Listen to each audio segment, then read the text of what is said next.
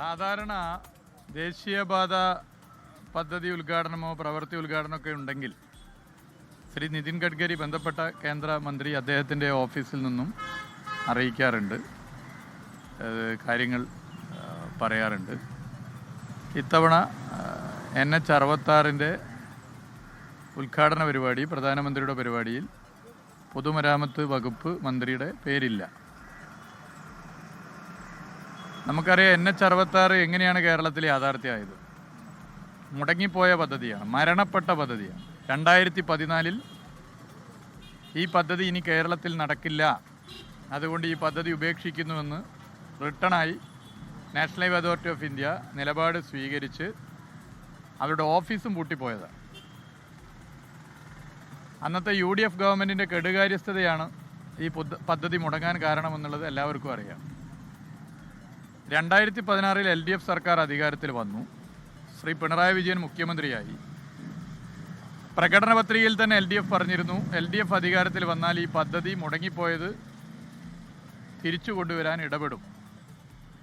അങ്ങനെ പ്രധാനമന്ത്രിയുമായും കേന്ദ്രമന്ത്രിയുമായി ചർച്ച ചെയ്തു.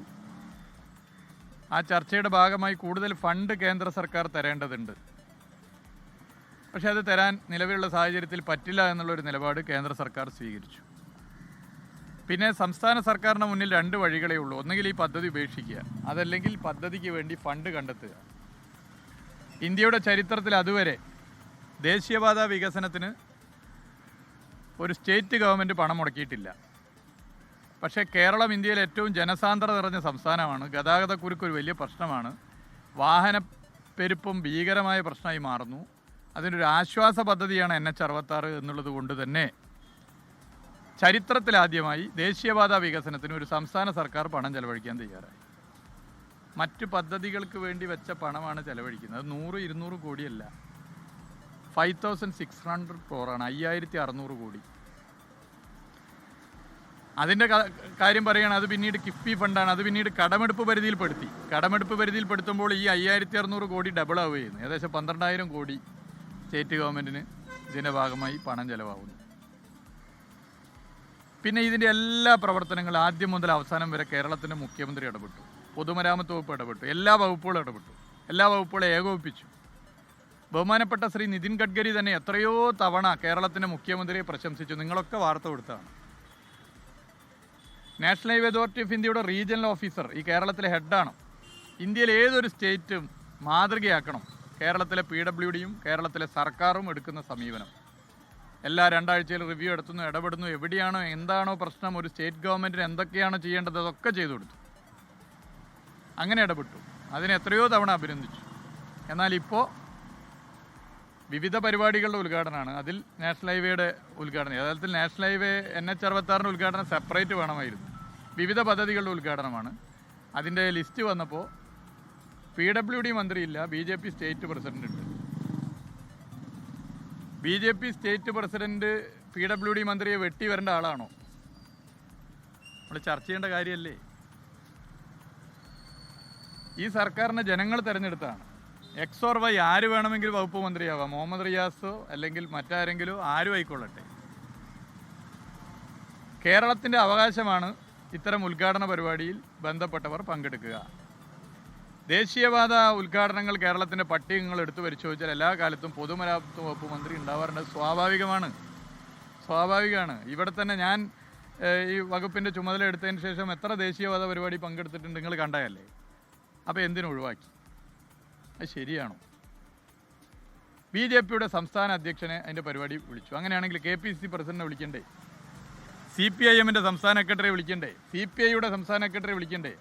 കേരളത്തിലെ രാഷ്ട്രീയ പാർട്ടികളുടെ സംസ്ഥാന നേതൃത്വത്തെയൊക്കെ വിളിക്കണ്ടേ? പേര് വേണ്ട, വിളിക്കാം, പേര് വെക്കണ്ടേ? ഇത് ജനാധിപത്യത്തിൽ ഗുണകരമാണോ? പിന്നെ ഇതുകൊണ്ട് ദേശീയപാത 66 യാഥാർത്ഥ്യമാക്കുന്നതിൽ LDF സർക്കാരിന് റോളില്ല എന്ന് സ്ഥാപിക്കാനാണ് ശ്രമമെങ്കിൽ അത് കേരളത്തിലെ ജനങ്ങൾ വളരെ കൃത്യമായി മനസ്സിലാക്കിയ കാര്യമാണ്. കേരളത്തിലെ ജനങ്ങളുടെ മനസ്സിൽ പോസ്റ്റർ പതിഞ്ഞതുപോലെ പതിഞ്ഞ കാര്യങ്ങളാണ്. അതല്ല ഇവിടെ വിഷയം. ഇത് ശരിയായൊരു നിലപാടല്ല. ജനാധിപത്യത്തിൽ നമ്മളെല്ലാവരും ഉൾക്കൊള്ളണം. ഇപ്പോൾ ചൂരൽമല ദുരന്തവുമായി ബന്ധപ്പെട്ട് വീട് വെച്ചു കൊടുത്ത പദ്ധതി, ആ പദ്ധതി ചില കാര്യങ്ങൾ ചില വിവാദം ഉണ്ടായി. അതിൽ ഉദ്ഘാടനം മുഖ്യമന്ത്രിയാണ്, അധ്യക്ഷ പ്രസംഗം റവന്യൂ മന്ത്രിയാണ്. പിന്നെ ഞങ്ങൾ 3 മന്ത്രിമാരുണ്ട് അവിടെ. ഇതിൻ്റെ ഭാഗമായി ചുമതലയെടുത്ത് പ്രവർത്തിച്ച 3 പേർ. ഞങ്ങൾ അവിടെ നിശ്ചയിച്ചു, ആലോചിച്ചു, ജില്ലയിലെ മന്ത്രി, വയനാട് ജില്ലയിലെ മന്ത്രിയായ കേളു മിനിസ്റ്റർ സംസാരിച്ചാൽ മതി, ഞാനും ശശീന്ദ്രൻ മിനിസ്റ്റർ സംസാരിക്കുന്നില്ല. പക്ഷേ അവിടുത്തെ MLA സംസാരിപ്പിക്കണം. MLA UDF ആണ്. വേണമെങ്കിൽ ഞങ്ങൾക്കൊരു തീരുമാനം എടുക്കുക, 2 മന്ത്രിമാരും MLAയും സംസാരിക്കുന്നില്ല, ആർക്കൊരു ഒന്നും പറയാൻ പറ്റില്ല. മന്ത്രിമാർ സംസാരിക്കാത്തടുത്ത് MLA വേണോ എന്നൊക്കെ വേണമെങ്കിൽ ആലോചിച്ച് തീരുമാനിക്കുക. പക്ഷേ അവിടുന്ന് ഞങ്ങൾ ആലോചിച്ചത് MLA വേണം, സ്ഥല MLA ആണ്. സ്ഥല MLAക്ക് ഒരു ബഹുമാനം കൊടുക്കുക, അത് രാഷ്ട്രീയമല്ല. ഇതാണ് ഞങ്ങളെടുത്ത സമീപനം. അപ്പോൾ ഇതിലൊക്കെ അങ്ങനത്തെ സമീപനമാണ് സ്വീകരിക്കേണ്ടത്.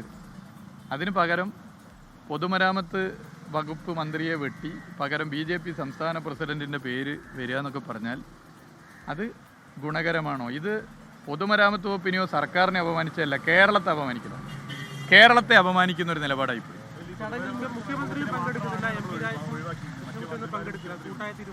അല്ല, അത് ഞാൻ അവരോടൊന്നും ഞാൻ ഈ ഇതിനെക്കുറിച്ച് ഞാൻ സംസാരിച്ചിട്ടില്ല. അല്ല, അതൊന്നും എനിക്കറിയില്ല. ഞാനിപ്പോൾ ഇതിൽ എക്സ്ക്ലൂസീവ് PWDയെ കുറിച്ചാണ് ഞാൻ പറയാൻ ഉദ്ദേശിക്കുന്നത്. സാധാരണ ഈ ശ്രീ നിതിൻ ഗഡ്കരി പങ്കെടുക്കണ്ടോ എനിക്കറിയില്ല. അദ്ദേഹം പങ്കെടുക്കുന്നില്ല.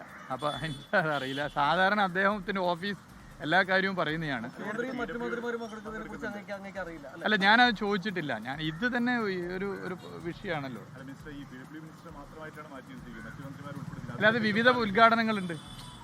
അത് റോഡിൻ്റെ ഉദ്ഘാടനം മാത്രമല്ല, മറ്റു പല പദ്ധതികളുടെ ഉദ്ഘാടനം ഉണ്ട്. അതുമായിട്ട് ബന്ധപ്പെട്ടുള്ള മന്ത്രിമാരാണ്. അപ്പോൾ നാഷണൽ ഹൈവേ 66 എന്ന് പറഞ്ഞാൽ കേരളത്തിൻ്റെ ഒരു ആശ്വാസ പദ്ധതിയല്ലേ. ലോകത്ത് എവിടെയും ജീവിക്കുന്ന മലയാളി, 45 മീറ്റർ വീതി, 6 വരി, അത് യാഥാർത്ഥ്യം. അപ്പോൾ ആയോടത്തൊക്കെ നിങ്ങൾ കണ്ടില്ലേ എന്ത് വേഗത്തിൽ നമുക്ക് എത്താൻ പറ്റുന്നു, എത്ര വേഗത്തിൽ. അപ്പോൾ അതൊക്കെ എല്ലാവരും കൂടി സന്തോഷിക്കേണ്ടതല്ലേ. അതിനിപ്പോൾ ഏതെങ്കിലും ഒരാളെ മാറ്റി അല്ലെങ്കിൽ ഒരു വകുപ്പിനെ മാറ്റുകയോ ചെയ്താൽ എന്താ അതിലൊക്കെ കിട്ടുന്ന സന്തോഷം? അല്ല, അത് ജനങ്ങളാണല്ലോ. അത് ജനങ്ങൾ ഇതൊക്കെ മനസ്സിലാക്കുന്നവരാണല്ലോ. ഞാൻ ചോദിച്ച വളരെ സിമ്പിൾ ക്വസ്റ്റ്യൻ. BJP സംസ്ഥാന അധ്യക്ഷനോട് എന്തെങ്കിലും വ്യക്തിപരമായ വിരോധം ഉണ്ടായിട്ടല്ല, ഒരു സിമ്പിൾ ക്വസ്റ്റ്യനാണ്. ഇങ്ങനെ ഒരു പരിപാടിയിൽ BJP സംസ്ഥാന അധ്യക്ഷൻ്റെ പേര് വെച്ച് മാത്രം വിളിക്കുന്നത് ശരിയാണോ? സ്റ്റേറ്റ് ഗവൺമെൻറ്റിൻ്റെ നിരവധി ഉദ്ഘാടനങ്ങളുണ്ട്. ഗോവിന്ദ മാഷ്, അദ്ദേഹം MLA കൂടിയാണ്. ഗോവിന്ദ മാഷ് ഇപ്പോൾ തുരങ്കപാത, അതല്ലെങ്കിൽ ഇപ്പോൾ ആലപ്പുഴയിൽ നമ്മളെ പാലം, അല്ലെങ്കിൽ അമ്പൂരി പാലം, ഇതിൻ്റെയൊക്കെ ഉദ്ഘാടനത്തിൽ ഗോവിന്ദ മാഷ് മാത്രം ക്ഷണിച്ചാൽ നിങ്ങൾ വിടുമോ? വിടാൻ പാടില്ല. നിങ്ങൾ മാധ്യമങ്ങൾ അത് ഒഴിവാക്കാൻ പാടില്ല. ശക്തമായി സംസ്ഥാന സർക്കാരിനെ വിമർശിക്കണം. അല്ലെങ്കിൽ ബിനോയ് വിശ്വത്തെയും ഗോവിന്ദ മാഷെയും മാത്രം വിളിച്ചാൽ ശരിയാണോ? അങ്ങനെ ചെയ്യുന്നുണ്ടോ? ചെയ്യുന്നില്ലല്ലോ. അങ്ങനെ ചെയ്യാൻ പാടില്ലല്ലോ. അപ്പോൾ ഇത് ശരിയാണോ? നിങ്ങൾ വളരെ സീരിയസ് ആയിട്ട് എടുക്കേണ്ട വിഷയമാണ് ഇത്. ഏതെങ്കിലും ഒരു മുഹമ്മദ് റിയാസിനെയോ അല്ലെങ്കിൽ ഒരു പൊതുമരാമത്ത് വകുപ്പ് മന്ത്രിയോ അപമാനിക്കലല്ല, കേരളത്തെ അപമാനിക്കലാണ്. റെസ്പോൺസിബിലിറ്റി മൊത്തം താങ്കൾക്കായിരുന്നു പോലായിരുന്നു അല്ലേ? ഈ എവിടെയെങ്കിലും ഇടിഞ്ഞു വീഴുക അല്ലെങ്കിൽ നിർമ്മാണത്തിൽ എന്തെങ്കിലും പാവപ്പെടുന്നുണ്ട്, അപ്പോഴല്ല റിയാസ് ഉത്തരം പറയണമെന്നാണ് BJP ഒക്കെ ആവശ്യപ്പെട്ടിരുന്നത്.